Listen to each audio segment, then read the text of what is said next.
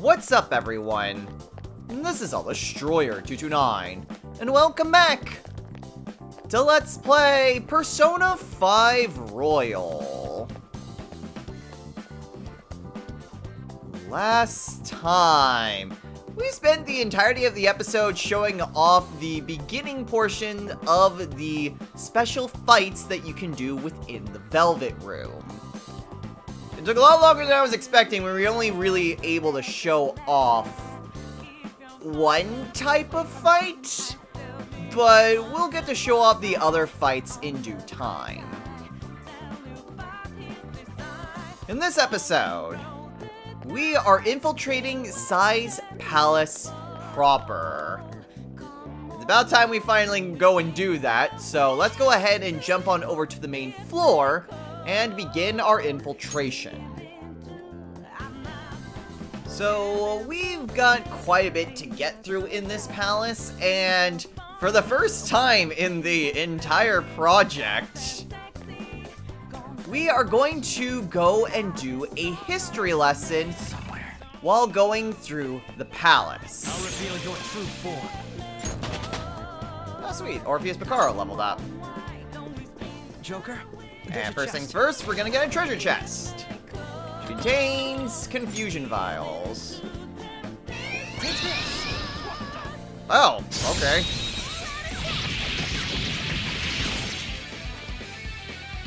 Learned your lesson? I don't think we really showed off a lot of Crow's finishers in the original game. I think we were lucky to even get it once.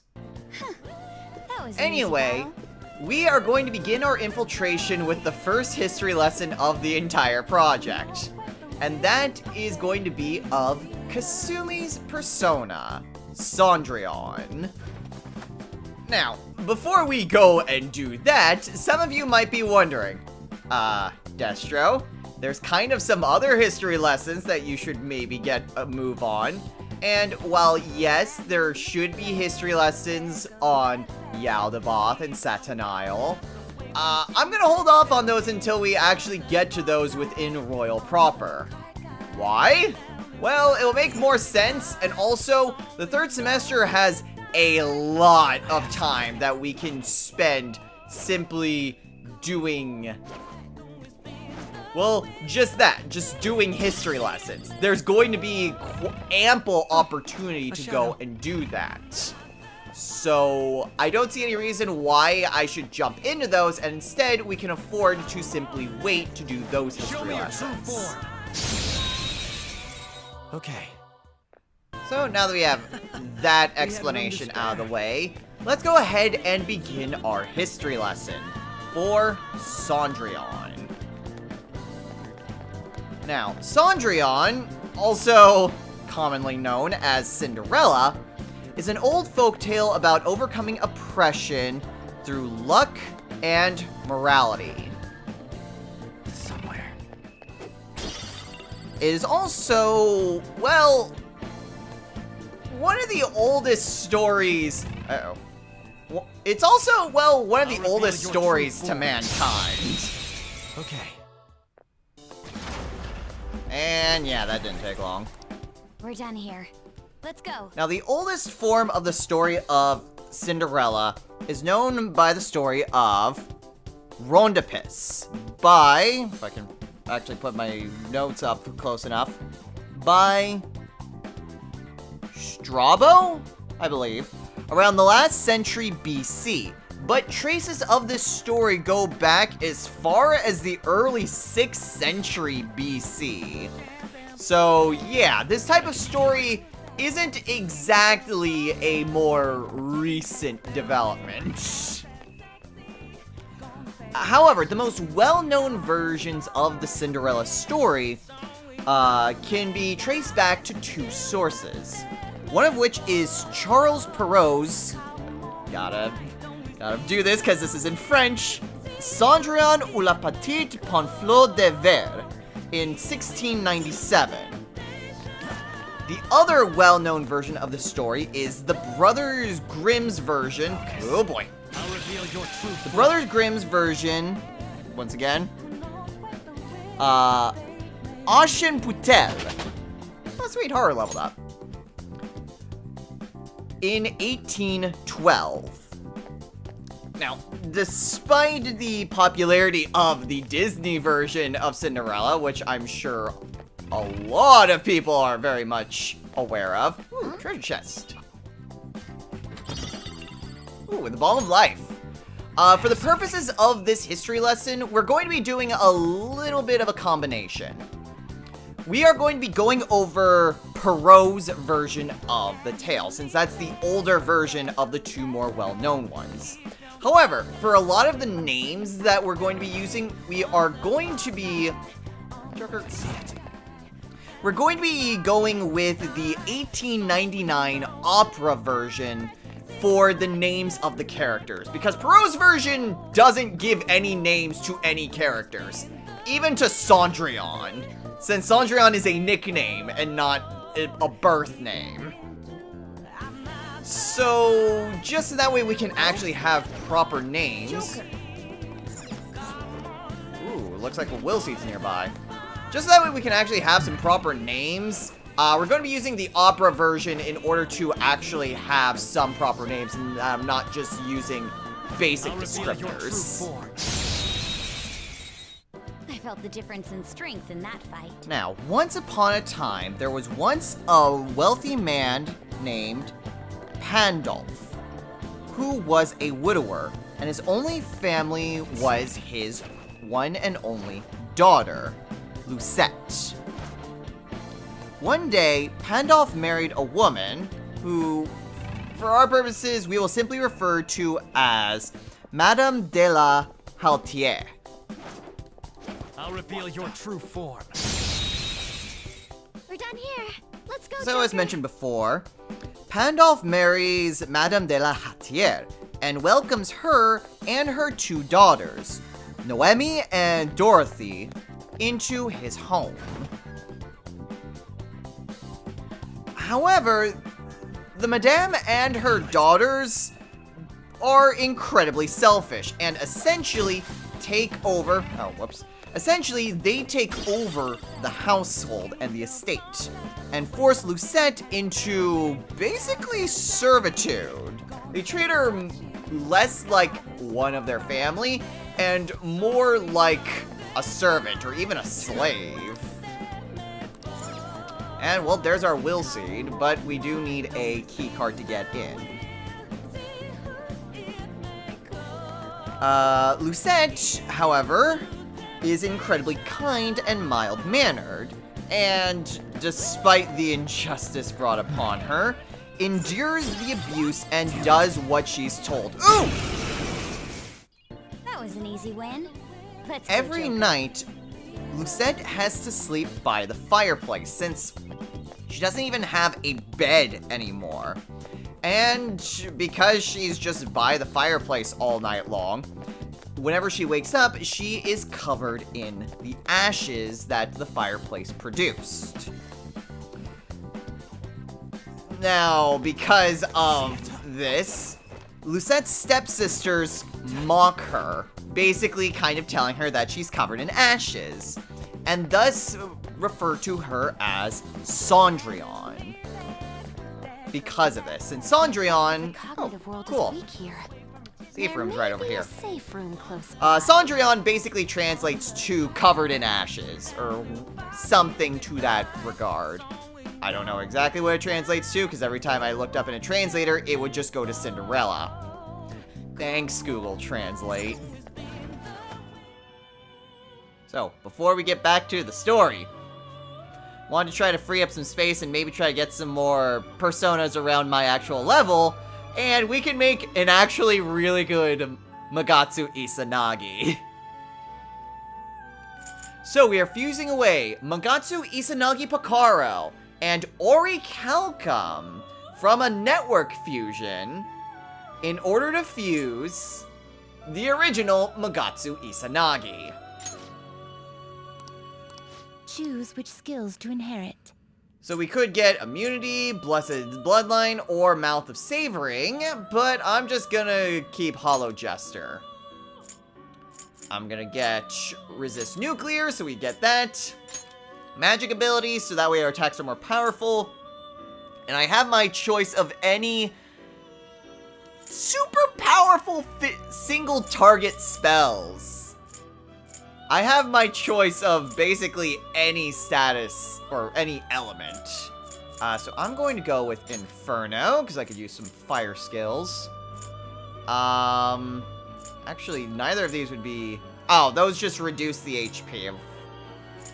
Well, that's a bit of a bummer. Okay, in which case, I'll go with that. I will go with... Thunder Rain, and we'll go with Psycho Force, because I think I don't have too many good Psychokinesis personas. Both of you to work.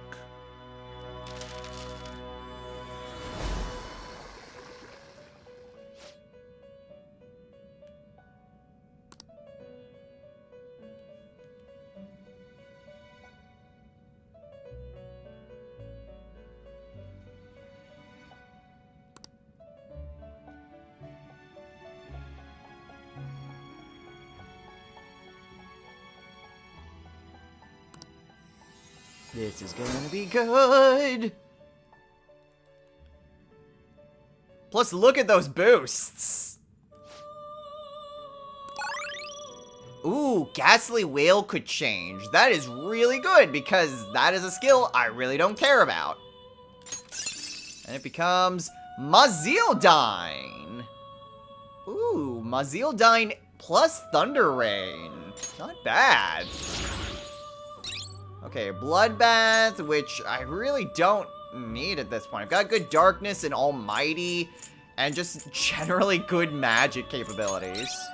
Attack Master, which isn't bad, but nowhere near as good as what I've got. And last is Heat Riser. Not bad. Not bad at all. Ooh. And we can potentially get Almighty Amp because of the network fusion. Also good, but not as good as all my other skills. Okay, I was trying to find some ways of potentially just, you know, freeing up some space. And I noticed that Ariane actually has a pretty good accessory for Morgana. The Red String R, which you can only get during the Fusion Alarm, gives Attack Master, which is an Auto Tarukaja, plus an extra 13 to luck.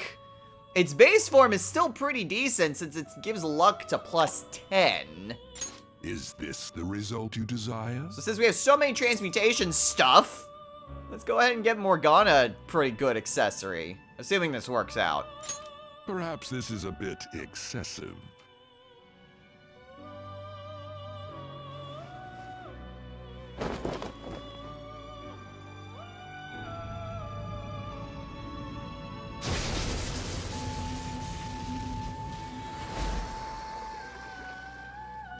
Sweet, it worked out.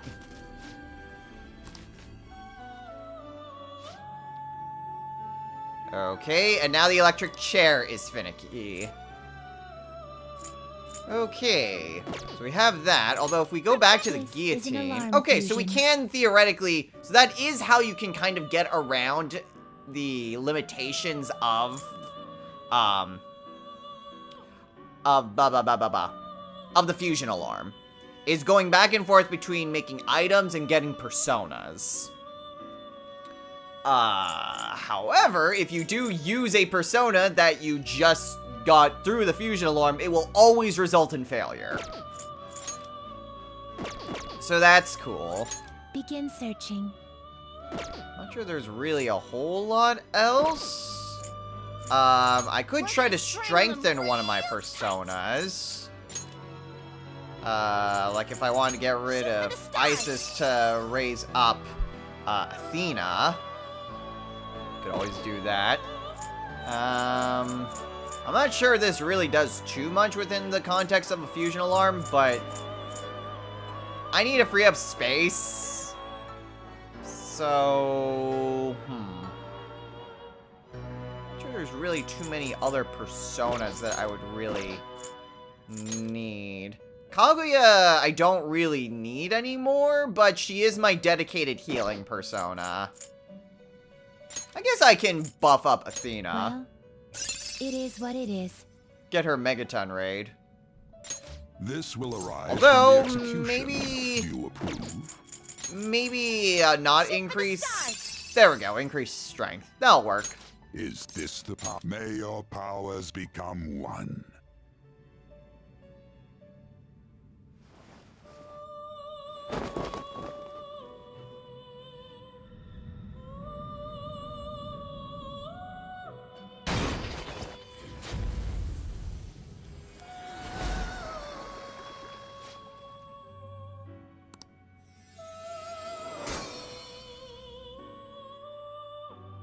I'm actually not sure that that really changes a whole lot with strengthening personas during a fusion alarm. But whatever, we get Megaton Raid, which I'm not entirely... Yeah, it's not as good as Akasha Arts, though if I did want to single target someone, or do that. Everything else is kind of good, though. So, I'm gonna say no. I mean, I already know physical, so... Not like that really matters all that much. Ooh. Oh, cool. Diorama. Masai. So these are all that I get from Isis. Also, not really necessary. And it looks like that's it. Oh no, it totally does it. Apparently it does give some extra boost. Maybe it gives more chance to skills? I'm not sure. I didn't pay too much attention when they went over the gallows. Although I've never seen the gallows fail. I've seen the item fail, but I've never seen the You're gallows. stopping? Finished already? What? Ooh. Now I want to actually Let's do see that. Okay, so I went ahead and saved because I do want to keep what I already Now, have. Let us observe. Alarm time, inmate! Okay, Today we will hang them more forcefully. so if we go with the gallows, let's say we want to buff up,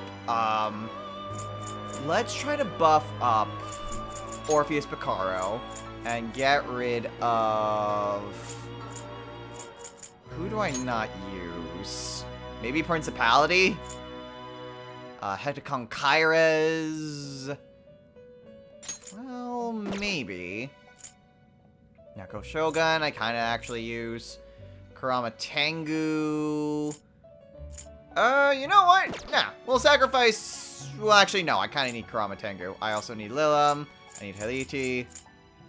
I really don't need Principality or Hecticon Kyres. Plus, I'm going to be... Well, it is what it is. I am going to also, well, reload if it's not really all that great. So let's see what happens. This is how execution will alter your persona. Let's see what happens when the gallows fails. Then let us begin.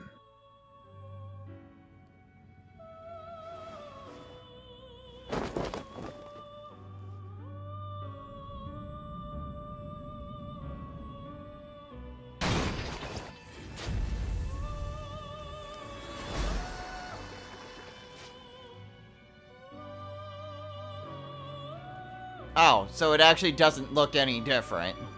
I was expecting the body to just lump to the floor, and then, like, Carolee and Justine look at each other. And then one of them brings out the chainsaw again. Instead, just, it doesn't look any different. Well now, a most unexpected turn of events. So, it didn't gain any experience, but it looks like it got some extra stat boosts.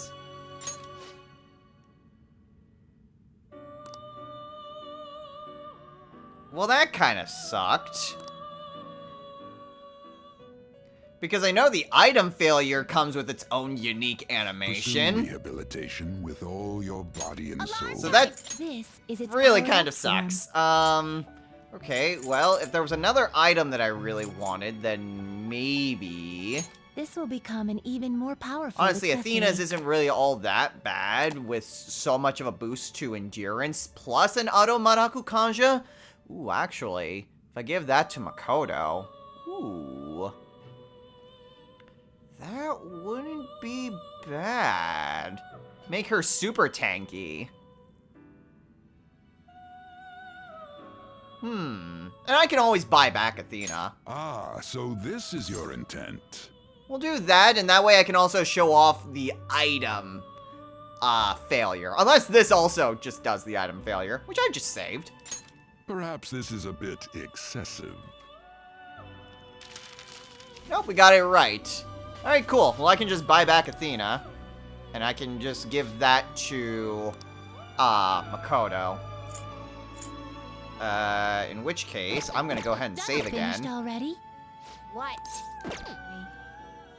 So let's maybe force a failure, and we'll use Magatsu Isanagi, which will give Mana Surge plus Strength plus 10. Normally, it'd give you Strength plus 5. Which is very interesting. Actually, might not be bad for... It's good for a mixed attacker, which would probably be Haru? Ryuji's not really good as a mixed attacker. His magic is terrible. But Haru might actually be able to do something pretty good with this. This will be its new Not that it really form. matters because Is we're that forcing a acceptable? failure, and this is just also to see what I get. But this is primarily just to show off what happens when an item fusion fails. See what we get, though. Assume your new form.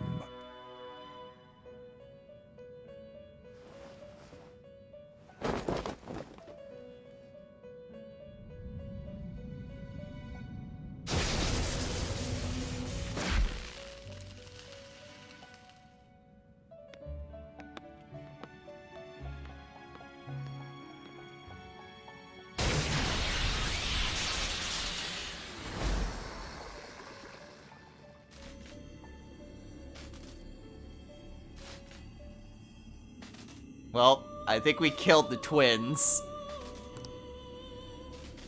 And instead we get a Nullifier skill card. Alright, I guess I'll take it. I can have Yusuke just make a duplicate of that, I guess.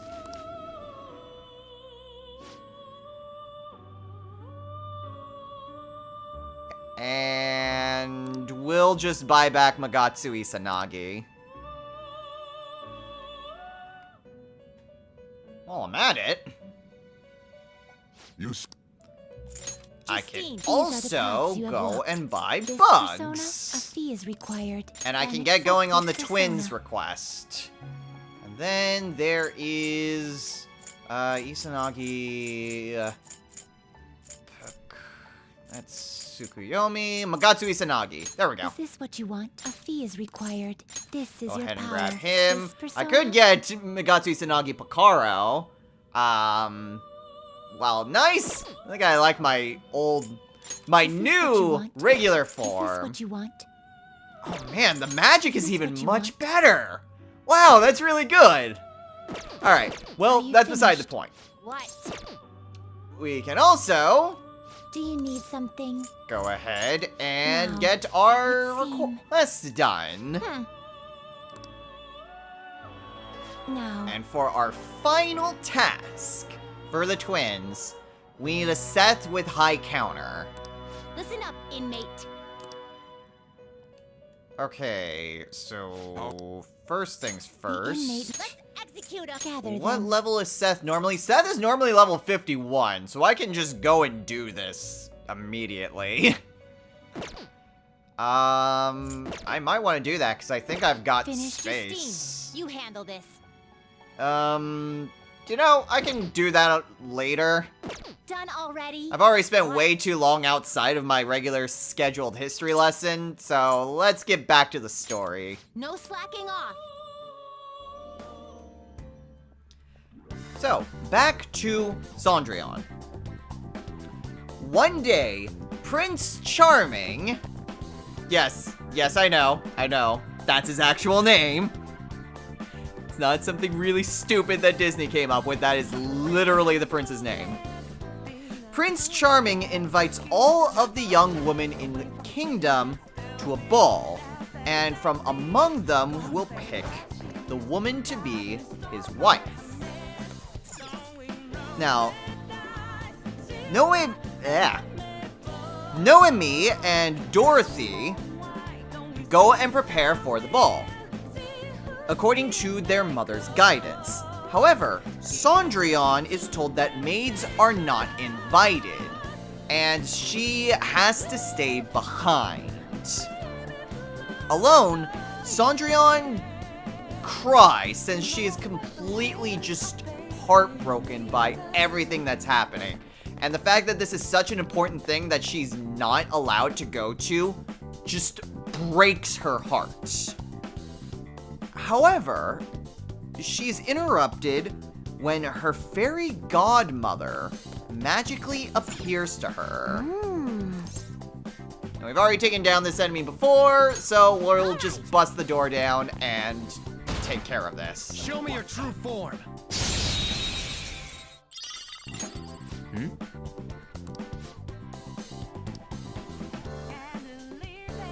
I went through that rather quickly, but that basically allows us to access the security room down this way. Also, you can grab that and head on in this way. Oh god. Your true form. That was an easy win.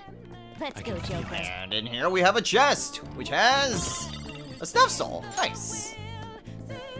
So, the fairy godmother sees Cendrillon's sorrow and is determined to help her overcome this hardship that she's experiencing. In order to do this, fairy godmother transforms a pumpkin into a carriage, as well as turning mice and lizards into horses and footmen. Joker. She then changes Cendrillon's rags into a beautiful dress that's accented by a pair of glass slippers. I'll reveal your true form. Leave the noobs and After let's go. transforming Cendrillon, the fairy godmother tells her that she should enjoy Shadow herself ahead. at the ball, Take caution. but to be careful about the time. Show me your true form. Ah, Queen leveled up. Because the spell that the fairy godmother put on Cendrillon fades at midnight. And so Cendrillon needs to be careful and, well, make sure that she is back home before the spell fades.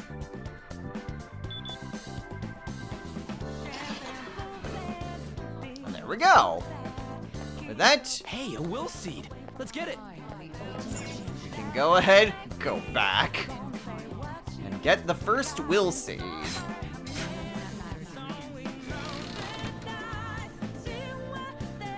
Pretty standard after going through Akumara's, but the first will seed is ours.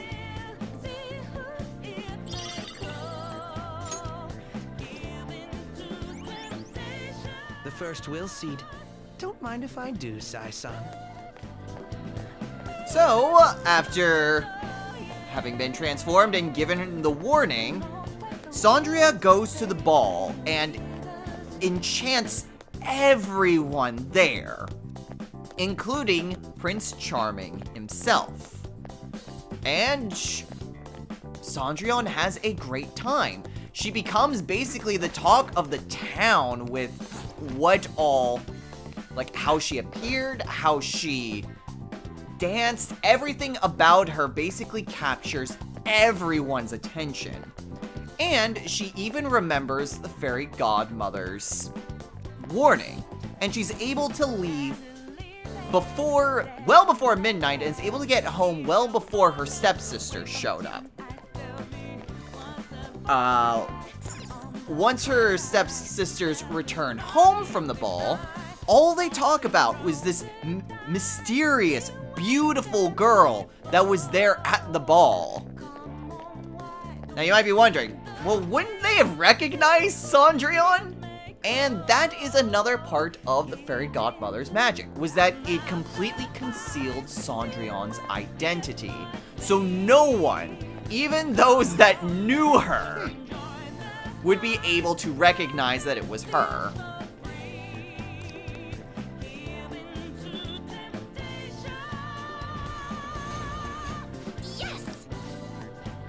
Alright, and we can get on through.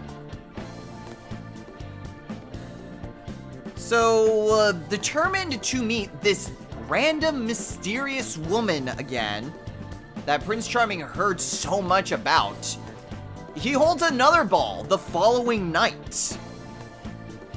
And Cendrillon, once again, gets help from the fairy godmother.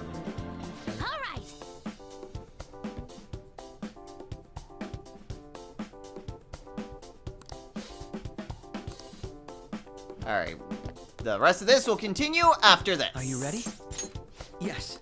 Show me your true form. Let us go. Alright. I can feel it. And also, unlock this. That way I can just get this taken care of.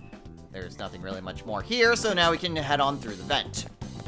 So, as I mentioned before, there is another ball the following night, and the fairy godmother once again shows up, dresses up Cendrillon, and she once again attends the ball. There, Prince Charming is able to actually find Cendrillon, and the two become very close over the course of the evening.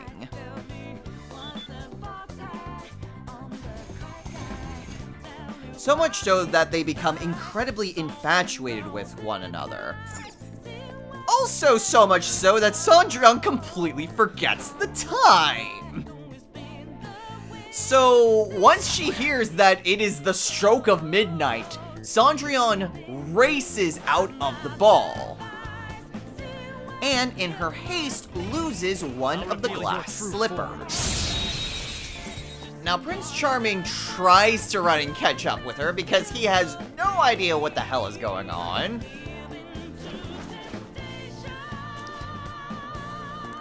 I see.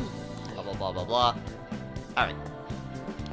So he has no idea what the hell is going on and tries to chase after Cendrillon, but loses track of her. He does, however, find the glass slipper that she accidentally left behind. Meanwhile, Cendrillon does manage to return home before anyone's able to figure out what her identity is, but she also notices something very interesting. One of the glass slippers, the one that she still had, is still there, seemingly unaffected by the magic going away for some reason, which is very odd, but she does make note of it.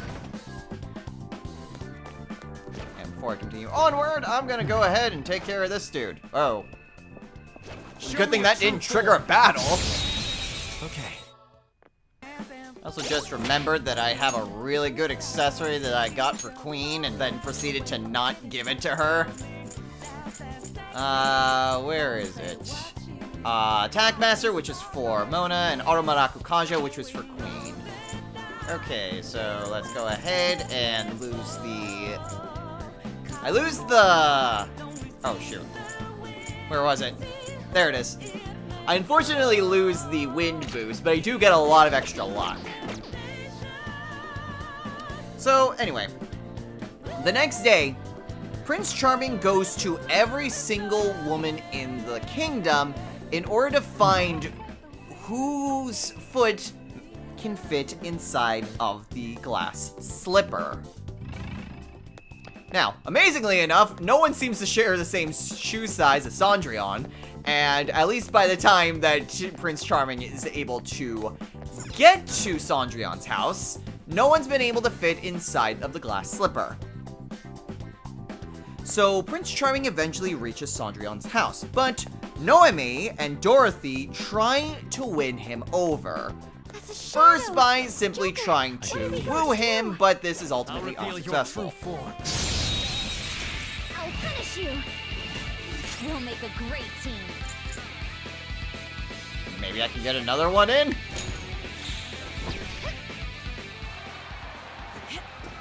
Pardon me. Bring it. Showtime! This is gonna hurt!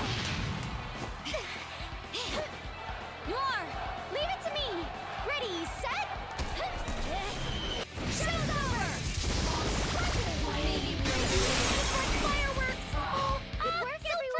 I said that Showtime shows up more often than any other Showtime? Yeah.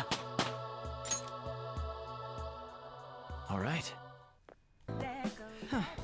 So, very the formidable stepsisters' attempts don't really work out all that well. And so they are prompted to try their feet in the glass slipper. Which obviously doesn't exactly work because their feet don't fit inside of the slipper. And I can also get this, which is an incomplete deck.